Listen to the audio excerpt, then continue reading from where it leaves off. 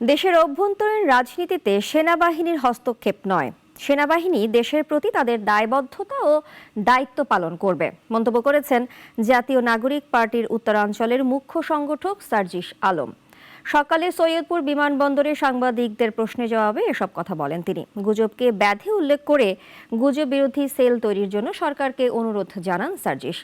পাশাপাশি জনগণকে সচেতন হওয়ার পরামর্শ দেন। বলেন, সেনাপ্রধানের সাথে বৈঠক নিয়ে নিজেদের মধ্যে মতানৈক্য নেই। আওয়ামী লীগকে ফিরিয়ে আনার গল্প সেনাবাহিনী সহ অন্য কেউ যাতে না শোনায়। শুধু বাংলাদেশ সেনাবাহিনী না, এই বাংলাদেশে আর কেউ যেন আওয়ামী লীগের যে কোনো ভার্সনের গল্প না শোনায়, এক।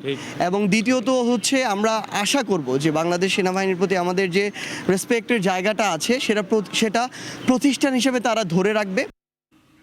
ওয়ালটন আবারও মিলিনিয়ার অফারে ওয়ালটন ফ্রিজ কিনে আপনিও হয়ে যেতে পারেন মিলিয়নিয়ার।